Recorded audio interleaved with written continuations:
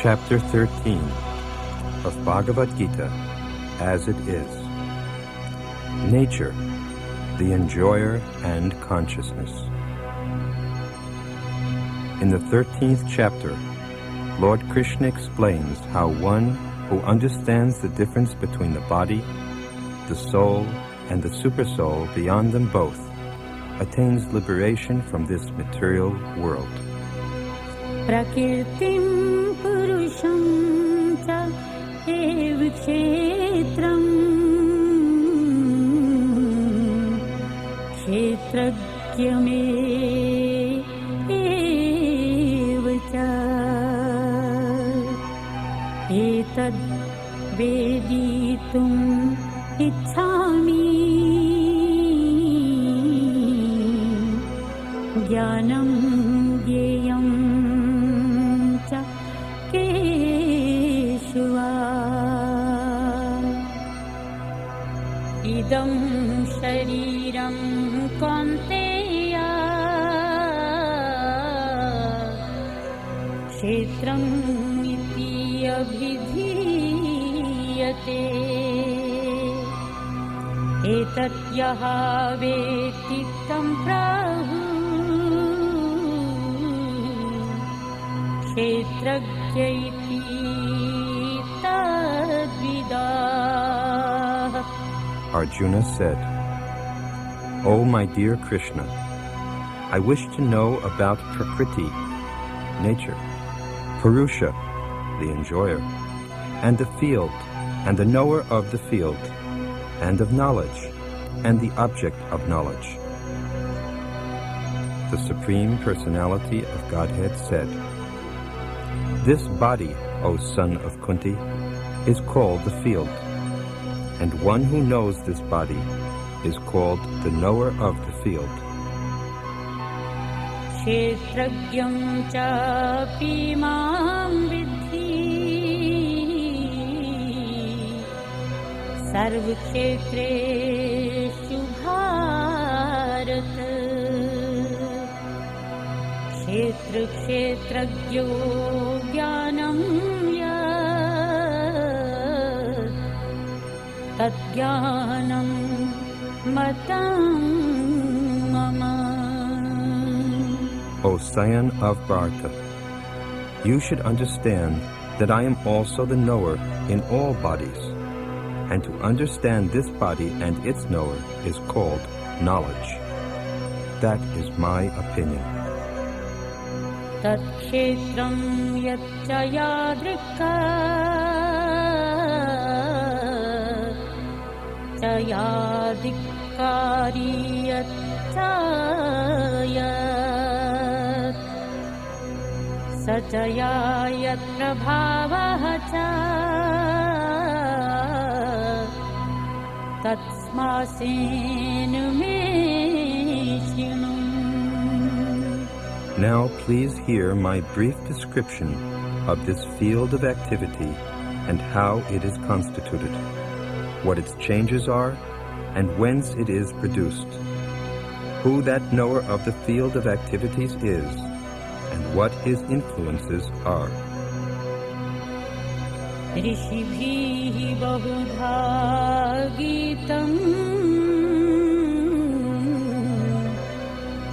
छन्दोभिः विविधैः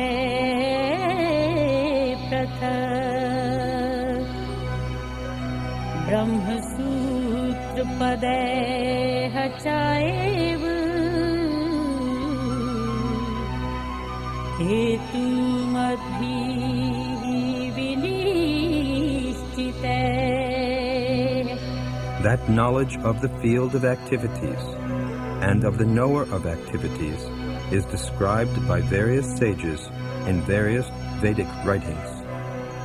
It is especially presented in Vedanta Sutra with all reasoning as to cause and effect. Mahabhutani ahankara buddhi avyaktam evacha indriyani दशेकं च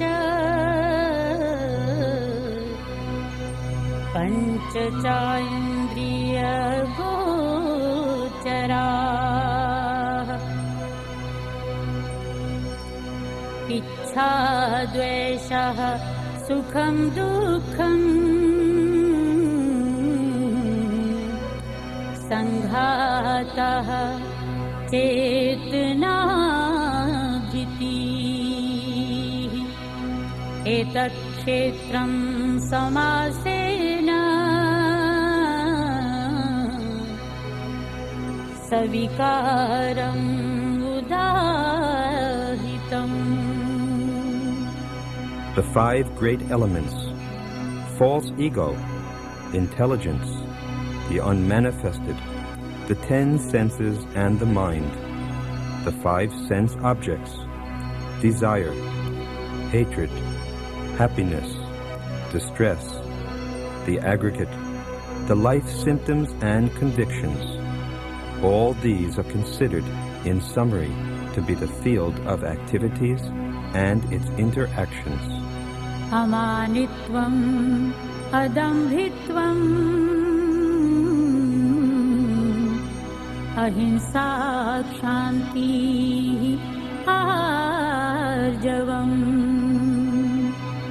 आचार्योपासनम् शौचम्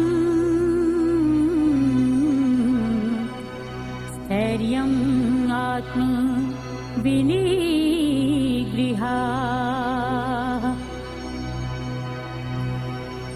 इन्द्रियार्थेषु वैराग्यम्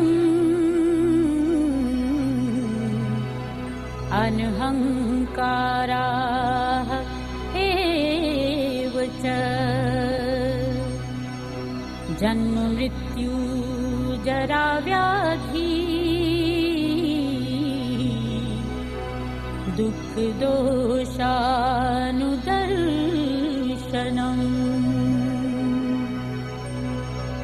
असक्तिः अनभिष्वङ्गा पुत्रदार गृहादिषु नित्यं च समचित्तत्वम्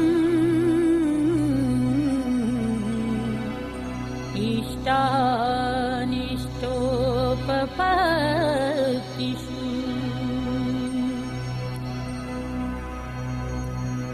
मयि चानन्ययोगेन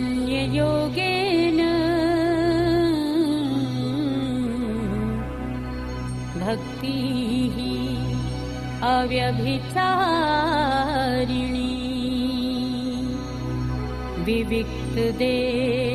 विविक्तदेशसेवित्वम्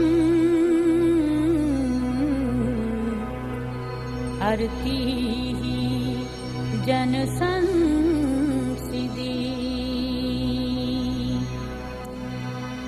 अध्यात्मज्ञाननित्यत्वम् तत्त्वज्ञानार्थदर्शनम् एतत् ज्ञानम् इति प्रोक्तम् अज्ञानं यत् अतान्यथा. Humility, pridelessness, non-violence, tolerance, simplicity, approaching a bona fide spiritual master, cleanliness, steadiness, self-control, renunciation of the objects of sense gratification, absence of false ego, the perception of the evil of birth, death, old age and disease, detachment, freedom from all entanglement with children, wife, home, and the rest, even-mindedness amid pleasant and unpleasant events, constant and unalloyed devotion to me, aspiring to live in a solitary place, detachment from the general mass of people, accepting the importance of self-realization, and philosophical search for the absolute truth. All these I declare to be knowledge, and besides this, whatever there may be, is ignorance. Jyeyam yat tatra vakshami yat gyatvaamratam ashnute anadimat param brahmana sat tatnasat uchyate. I shall now explain the knowable, knowing which you will taste the eternal. Brahman, the spirit, beginningless and subordinate to me, lies beyond the cause and effect of this material world. Sarvataha panipadam tat sarvato akshishiro mukham sarvataha shruti mataloke sarvam avrityatishthati. Everywhere are his hands and legs, his eyes, heads and faces, and he has ears everywhere. In this way, the Supersoul exists, pervading everything. Sarvendriye gunabhasam sarvendriye vivarjitam asaktam sarvabhritachaye nirgunam gunabhokti. The Super Soul is the original source of all senses, yet he is without senses. He is unattached, although he is the maintainer of all living beings. He transcends the modes of nature, and at the same time, he is the master of all the modes of material nature. Bahi antah cha bhutana acharam charma evacha suksham tvatat avikyayam durastham cha antike chatat. The Supreme Truth exists outside and inside of all living beings, the moving and the non-moving. Because he is subtle, he is beyond the power of the material senses to see or to know. Although far, far away, he is also near to all. Avibhaktam cha bhuteshu vibhaktam iva cha sthitam bhutprita cha tadgyeyam grasishnu prabhavishnu cha. Although the Supersoul appears to be divided amongst all beings, he is never divided. He is situated as one. Although he is the maintainer of every living entity, it is to be understood that he devours and develops all. Jyotisham api tat jyoti tamasaha param uchyate jnanam jyeyam jnanagamyam हृदि सर्वस्य विशिष्टितम्. He is the source of light in all luminous objects. He is beyond the darkness of matter and is unmanifested. He is knowledge. He is the object of knowledge, and he is the goal of knowledge. He is situated in everyone's heart. इति क्षेत्रं तथा ज्ञानम् ज्ञेयं च उक्तं समासताः. मद्भक्ताः एतद्विज्ञाय मद्भावाय उपपद्यते. Thus, the field of activities, the body, knowledge, and the knowable have been summarily described by me. Only my devotees can understand this thoroughly and thus attain to my nature. Prakritim purusham cha e vidhi anadi ubho api vikaran cha gunan cha vidhi prakriti sambhavan.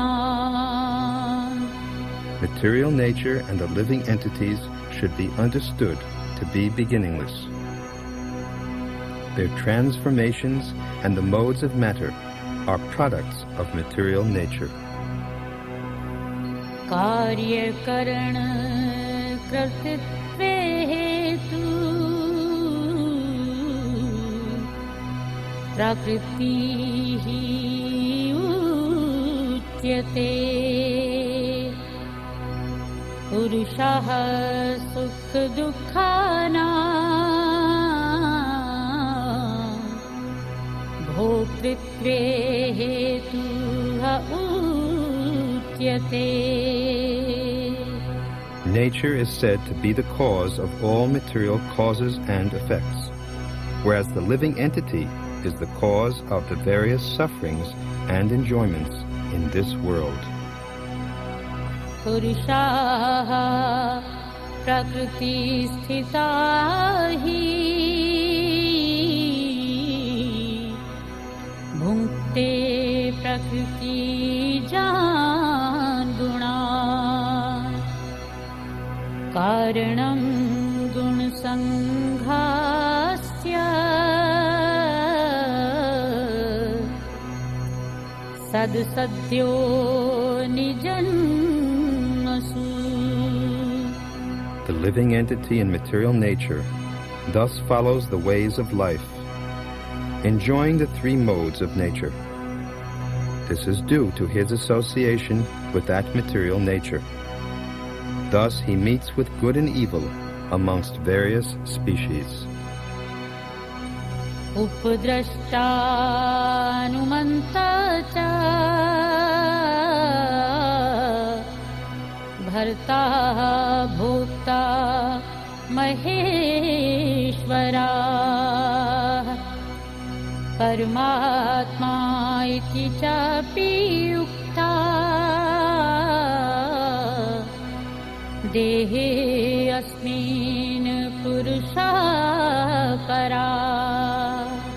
Yet in this body there is another, a transcendental enjoyer, who is the Lord, the Supreme Proprietor, who exists as the overseer and permitter, and who is known as the Supersoul. Ya evam vetti purusham prakritim cha gune saha sarvatha vartumanah pina saha bhuya bhijayate. One who understands this philosophy concerning material nature, the living entity, and the interaction of the modes of nature is sure to attain liberation. He will not take birth here again, regardless of his present position. ध्यानेनात्मनि पश्यन्ति केचित् आत्मानम् आत्मना अन्ये सांख्येन योगेन कर्मयोगेन च परे. Some perceive the Supersoul within themselves through meditation, others through the cultivation of knowledge, and still others through working without fruitive desires. अन्ये तु एवम् अजानन्ता श्रुत्वा अन्येभ्यः उपासते तेऽपि चातितरन्ति ये मृत्युं श्रुति परायणाः. Again, there are those who, although not conversant in spiritual knowledge, begin to worship the Supreme Person upon hearing about him from others. Because of their tendency to hear from authorities, they also transcend the path of birth and death. यावत् सञ्जायते किञ्चित् सत्त्वं स्थावरजङ्गमम् क्षेत्रक्षेत्रज्ञ संयोगात् तद्विद्धि भरतर्षभ. O chief of the Bharatas, know that whatever you see in existence, both the moving and the non-moving, is only a combination of the field of activities and the knower of the field. समं सर्वेषु भूतेषु तिष्ठन्तं परमेश्वरम्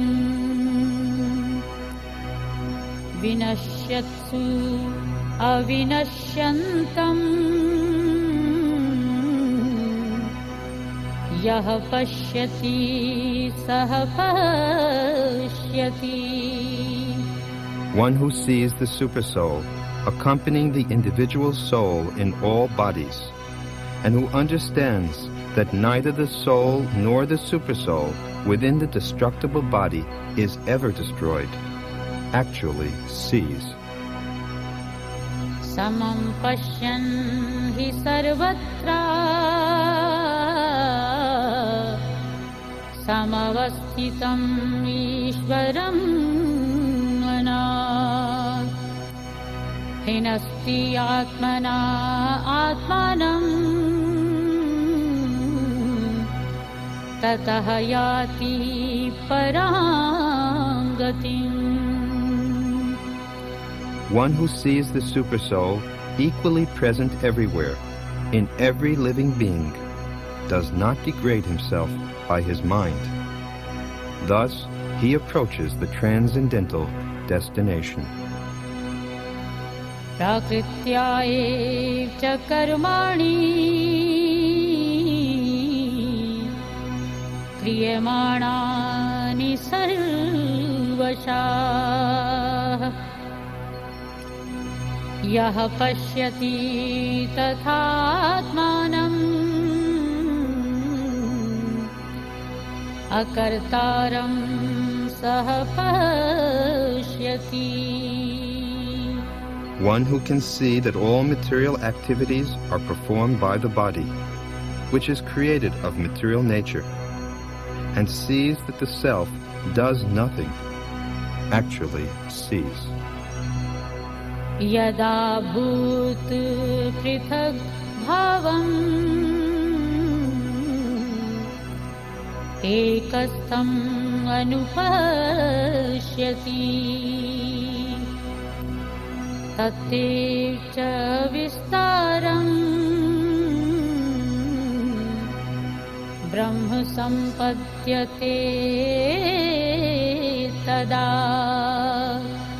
When a sensible man ceases to see different identities due to different material bodies, and he sees how beings are expanded everywhere, he attains to the Brahman conception.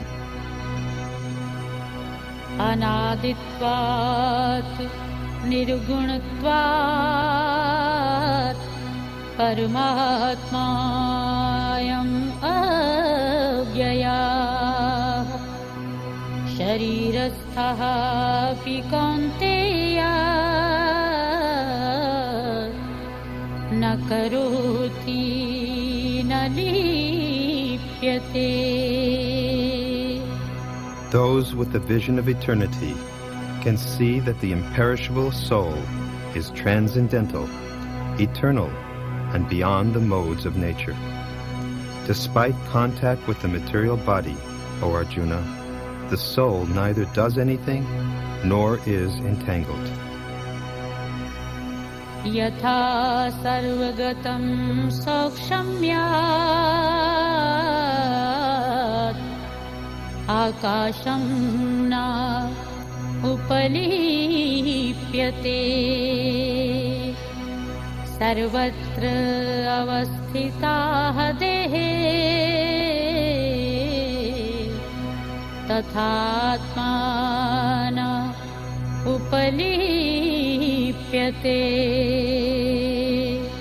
The sky, due to its subtle nature, does not mix with anything, although it is all-pervading. Similarly, the soul situated in Brahman vision does not mix with the body, though situated in that body. Yatha prakashyati ekaha kritsnam lokam imam ravi kshetram kshetri tatha kritsnam prakashyati bharat. O son of Bharata, as the sun alone illumines all this universe, so does the living entity, one within the body, illuminate the entire body by consciousness. Kshetra kshetragyoha evam antaram jnana chakshusha bhut prakriti moksham cha ye viduhayanti te param. Those who see with eyes of knowledge the difference between the body and the knower of the body, and can also understand the process of liberation from bondage in material nature, attain to the supreme goal. Thus ends chapter 13 of Bhagavad Gita as it is.